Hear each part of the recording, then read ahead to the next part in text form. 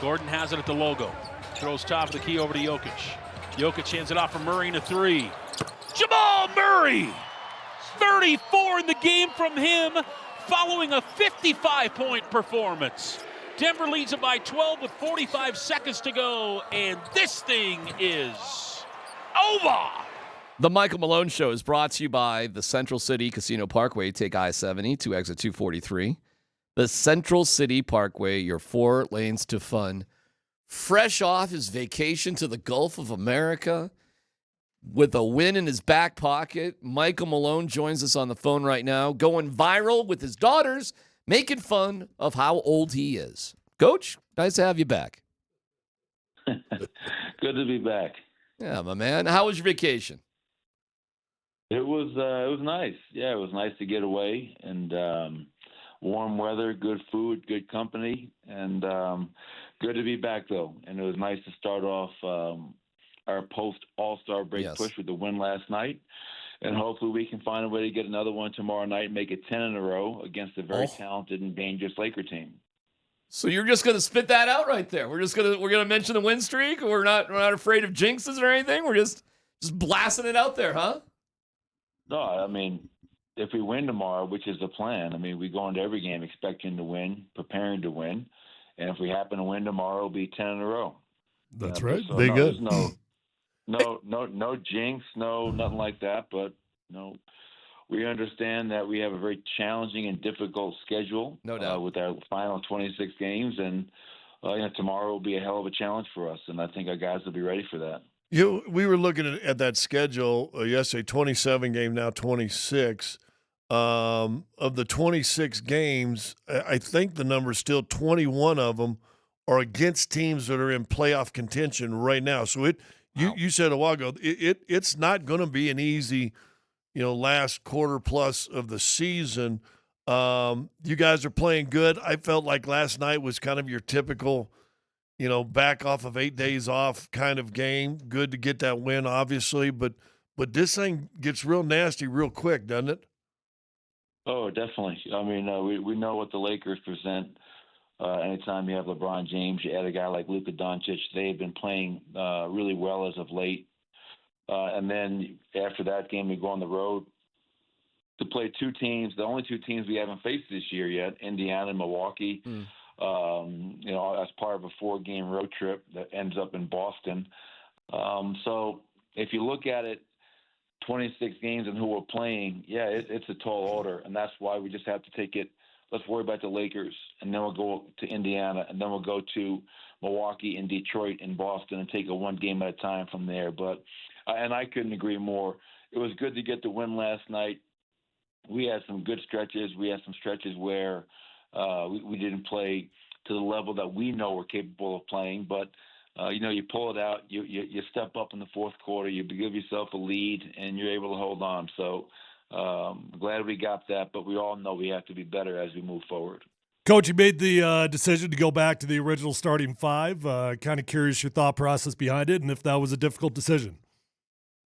No, not really a difficult decision, because whether I stay with Christian Brown or you go with Russell Westbrook, 2 great choices. Both guys have helped us tremendously this year. And, right now my decision was to stay with Christian Brown because, one, we had won 8 games in a row going into the All-Star break. I felt CB had been playing at a really, really high level, some of the best basketball I've seen him play in his 3 years in a Nugget uniform. And so just kind of allowing that to continue. But by no means as I told Russell Westbrook this is not set in stone. This is not going to be for the next 26 games. This will definitely be our lineup. I think as you go through a season, there are ups and downs, and you have to constantly look within to see what's going to give yourself the best chance to win. And I just feel right now keeping that unit together is best for our group. And it was great for CB, whether he starts or comes off the bench, Russell Westbrook, whether he starts or comes off the bench. They're going to be really important pieces, and both of those guys will have probably a lot of chances to close games for us, whether they're starting or coming off the bench. They're both that important to our group. Phone off. You said it right there, but you've also said it in the past, and sometimes in my opinion, hard for guys to get over, I'm not starting. And listen, we've all been around teams when guys got moved from a starting to the bench and there's attitude and whatever. And then they say, well, that's why. They show you how easy of a choice it was. But that being said, it's about finishing games. And especially if you look at the number of close games you guys have played, you're one of the best, if not the best close winning team, whatever they call it, under distress, under 5 points, under a minute or whatever it is, 3 minutes or whatever it is. You're one of the best in the league. It's about closing. I mean, when you're a championship caliber team, it's not who starts, it's who closes more times than not, isn't it? Yeah, and you're referring to those clutch games. Clutch, games that are, they define those as clutch, and the game within 5 points under 5 minutes. And I agree. It's yes, that's part of it, Scott. It's everybody wants to hear their name called and starting lineup. Right. It really is about who finishes games. But on a even more important level, and you know this because you've been around teams that have won at a high level, when you're going to be a team that's really striving to win a championship, you have to have guys that sacrifice and, for the collective good. Everybody says they want to win, but a lot of people want to win on their own terms. Right. And to be a team that wins the championship, it's like when I go to Russell Westbrook and I say, I'm going to start Christian Brown, he says, Coach, whatever you need from me.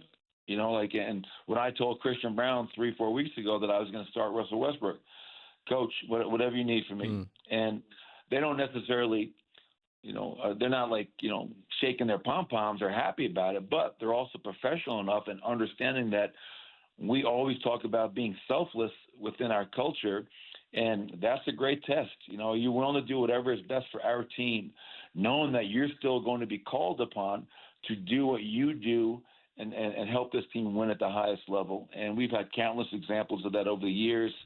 Christian Brown, Russell Westbrook this year, and that's what it comes down to. Championship teams have guys that sacrifice, and they're willing to check their ego out the door and do whatever is best for the group. And I think we have that in our team. We talked about this, I don't know, yesterday or the day before, and I throw Aaron Gordon in there because he's missed some games, and there's probably going to be games that you're going to have to watch that calf and keep an eye on that in these last 26 as well. But it's also a versatility. It's really, you've got 3, maybe 4 really powerful starting lineups that really, if all of a sudden you're playing a speedy, fast team that you need an extra guy in there, here comes Russell Westbrook. You got a more powerful team. Aaron Gordon's. I mean, you really do, though, when the mentality's all right, the flexibility to kind of the rest of the season be able to match up better than most teams are able to do, aren't you? Yeah, and I think the silver lining of having guys in and out of the lineup, and we talked about this a lot prior to the break, was, well, Zeke Naji had not played a whole lot. Now Zeke Naji's playing rotation minutes and doing a really nice job for us. Jalen Pickett didn't play at all last year. Well, with the injury to Russell Westbrook, Jalen Pickett was a rotation player and went out there and played at a high level for us. So now when you're healthy, it's impossible to play 12 guys. But as we move forward, speaking to your point, I know that we have plenty of guys and options that we can throw out there depending upon the game, the situation, the matchup, whatever it may be. And these guys are kind of have been tested and proven themselves throughout this season. And that's always comforting to know as a coach that, yes, we have depth, guys that have played this year. They've shown they can step up and help us win the game and bring something to the table. And whether that's playing big, that's playing small, that's playing, 3 or 4 guards and one big, whatever it takes, and then the matchup will always dictate that. But, yes, I would agree with that. I think we're in a good spot. We're healthy. The one guy we're trying to get back now, obviously, is Peyton Watson, and he'll be out probably for another, couple of weeks, hopefully a little bit earlier than that, but we'll monitor that. But being healthy this time of year is critical. Our pal Ryan Blackburn asked you about jacking up the most threes in the first half that you had all season. Then you told a funny joke that nobody laughed at, that you had were making up for 2 games and 1 for last night. I thought it was hysterical, Coach. The fact that nobody else got it. I actually laughed. Did you laugh at it? You can hear one gahuff, and that's me. But you did end up putting up 43 shots, and I thought it was an interesting point and question from Ryan. Is that just an organic thing, or You know, and we asked you that, hey, here's a stupid question, Coach. Should you just shoot more threes? So I am curious, did that happen organically, or was that a little bit of a game plan? No, I think as you prepare for each opponent, you know, how Charlotte guarded us last night will be different than how the Lakers guard us tomorrow night, and then Indiana after that, and so on and so forth. And, you know, the old adage that I learned at a very early age from my father was the defense always tells you what to do. Now, you can't come down and premeditate, I'm going to come down and shoot this shot. You have to read the defense, and you have to take what the defense is giving you. And the way the game was being played last night, with their defense being their team that really, what we say, shrinks the floor. They try to protect the paint. The bigs are down the floor and pick and rolls.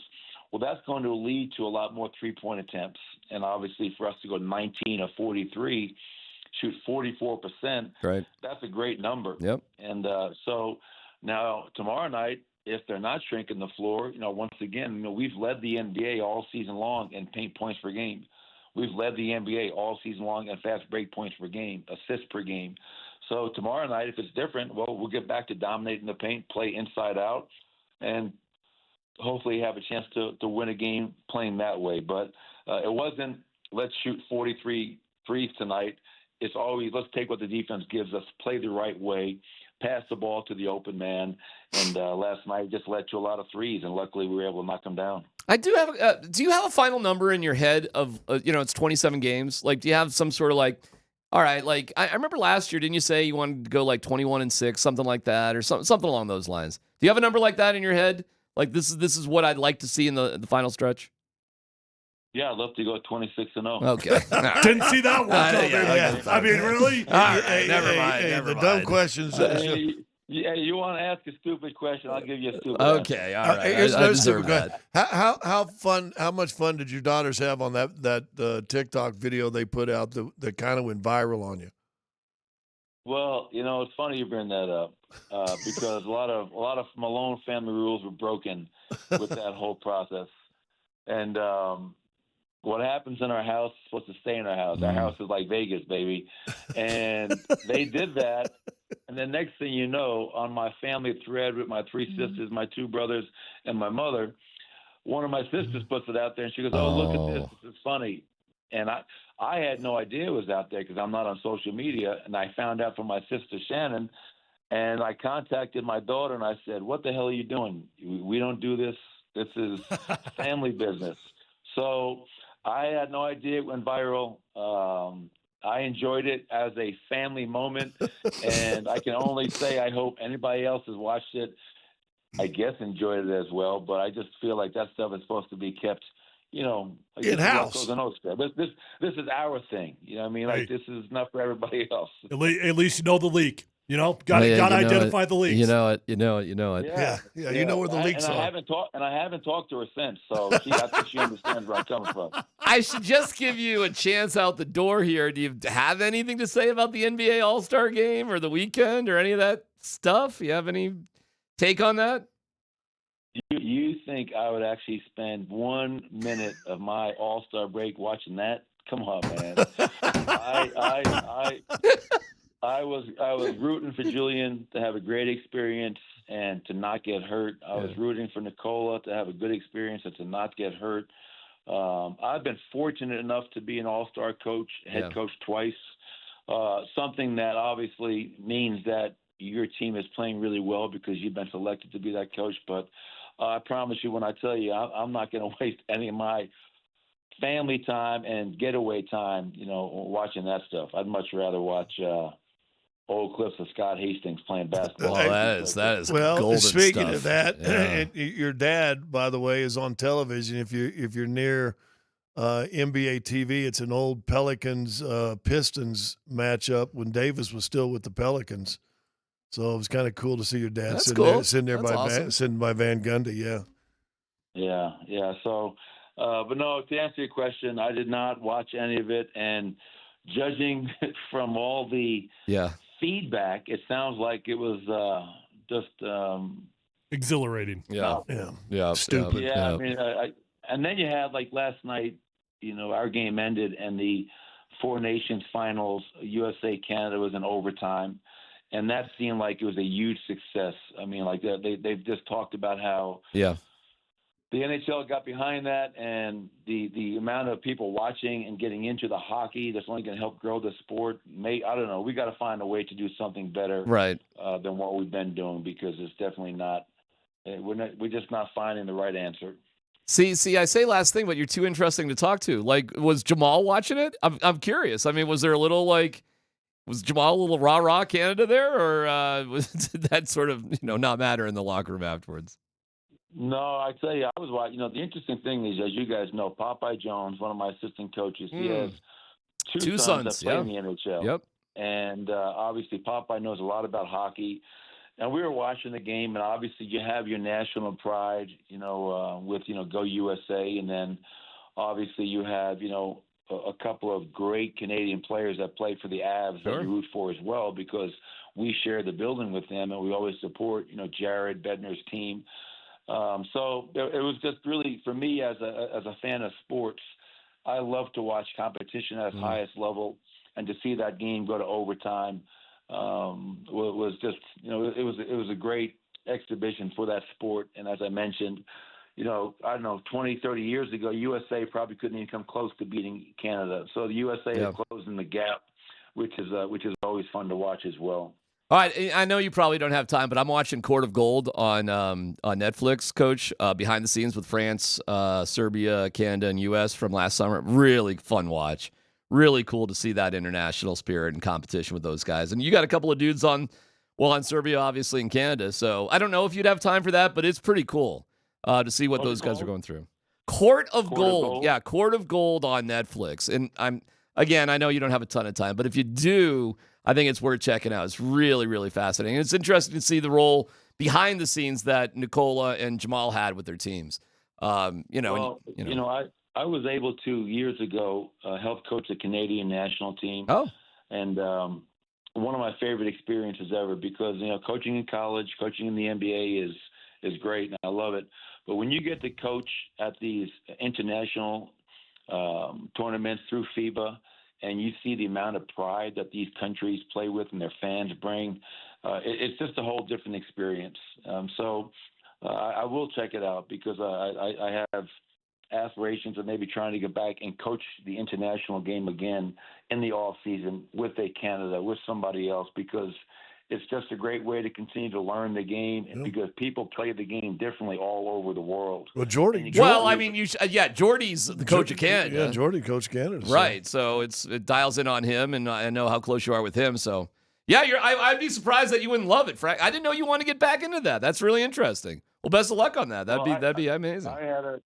I had a chance to coach the Canadian team, but it was right after we won it. They had offered me the job, and I couldn't. My oldest daughter was going to be a freshman in college. I wanted to be there to help move her in, and my youngest daughter was going through. That was a big recruiting summer, and I wanted to be around for that. And I couldn't just, after winning a championship, tell my wife and daughters, "Hey, listen, I'm going to prepare for the World Cup and hopefully the Olympics." I just didn't feel it was the right time for me, but.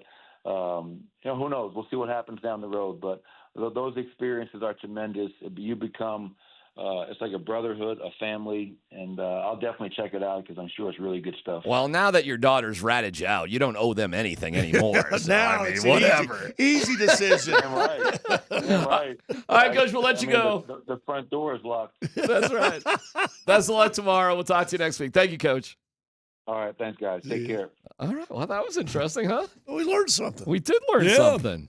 Michael Malone Show brought to you by the Central City Casino Parkway. Take to fun.